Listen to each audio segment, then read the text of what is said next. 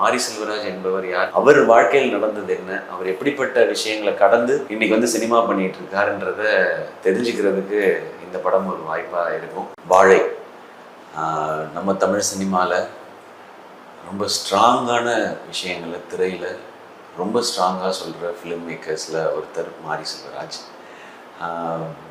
நான் நிறைய மேடைகளில் சொன்ன மாதிரி மாரி செல்வராஜ் வந்து எனக்கு ரொம்ப வருடங்களுக்கு முன்பாக கிரிக்கெட் ஆடும்போதுலேருந்து பழக்கம். அப்போ வந்து அவருக்கு நல்ல சினிமா பண்ணணும், செம்மையாக படம் பண்ணணுன்ற ஆசை இருக்குன்றது தெரியும். அவர்கிட்ட என்னென்ன கதைகள் இருக்குன்றது தெரியாது. பரியேறும் பெருமாள் முதல் படம் பார்த்தோன்னே என்னை பயங்கர சந்தோஷப்படுத்தினார், ஆச்சரியப்படுத்தினார். அவர் நமக்கு தெரிஞ்ச ஒரு நண்பர் வந்து இப்படி ஒரு படம் எடுத்திருக்காருன்னு நினைக்கும் போது எனக்கு அன்றைக்கி ரொம்ப சந்தோஷமாக இருந்துச்சு. அதுக்கப்புறம் அவர் பண்ண எல்லா படங்களுமே நம்ம பார்த்தோம். கர்ணன், மாமன்னன் எல்லாமே அவருக்கு நிறைய பேர் வாங்கி கொடுத்தது. அவர் எப்படிப்பட்ட ஃபிலிம் மேக்கர்னு மக்களுக்கு தெரிஞ்சுது எல்லாமே. அதுக்கப்புறம் எனக்கு அவரோட பேசுகிற மீட்டிங்ஸில் அவரை பற்றி நிறையா தெரிஞ்சுக்கிட்டேன். ஆனால் வாழை அவர் வாழ்க்கையில் நடந்த விஷயத்த இதில் ஒரு சினிமாவாக பதிவு பண்ணியிருக்கிறார். வாழ்க்கையில் நடந்த விஷயம்னும் போது ஒரு சந்தோஷமான விஷயத்தை நம்ம பதிவு பண்ணுறோன்றதை தாண்டி அவருக்கு நடந்த ஒரு மிகப்பெரிய நிகழ்வை, மிகப்பெரிய சோகத்தை இந்த படத்தில் பதிவு பண்ணியிருக்காரு. எப்போவுமே எளிய மக்களோட வலியை, வேதனையை, கண்ணீரை, சந்தோஷத்தை, சிரிப்பை அவங்க வாழ்வியலை பதிவு பண்ணும்போது அந்த சினிமாவே ரொம்ப அழகாயிடுது.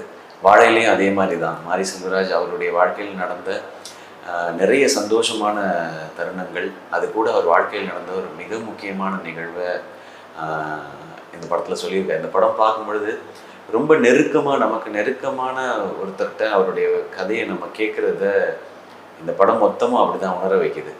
இந்த படத்தோட விஷுவலாக இருக்கட்டும், மியூசிக்காக இருக்கட்டும், நடித்தவங்களாக இருக்கட்டும், எல்லாருமே வந்து நமக்கு ரொம்ப க்ளோஸாக வந்து இந்த கதையை நமக்கு வந்து உணர வைக்கிறாங்க. முக்கியமாக பொன்வேல், ராகுல், ஃபஸ்ட் அந்த 2 பசங்களையும் சொல்லிடுறேன்.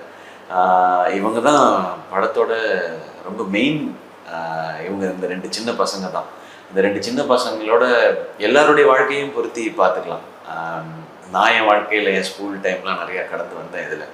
அதே மாதிரி படத்தில் கூட நடிச்சிருக்க நிக்லா விமல், கலையரசன், திவ்யா, அப்புறம் அம்மாவாக நடிச்சிருக்கவங்க, இவங்க எல்லாருமே வந்து இது ஒரு உண்மை கதை.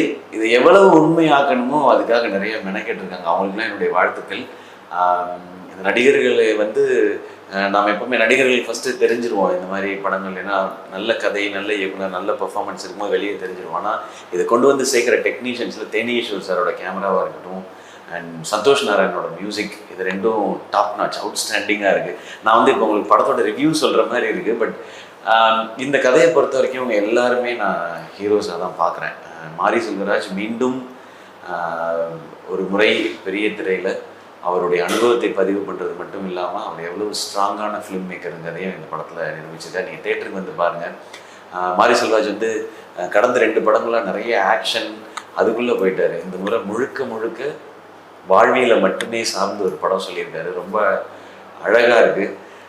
இன்னும் நிறைய படம் இந்த வாழ்வியல் சார்ந்து அவர் பண்ணணும்னு நான் கேட்டுக்கிறேன். எனக்கு தெரிஞ்சு எனக்கு இப்போ பரியேறும் பெருமாளுக்கு அப்புறம் எனக்கு ரொம்ப ஃபேவரட் ஃபிலிமாக வாழை மாறிடுச்சு.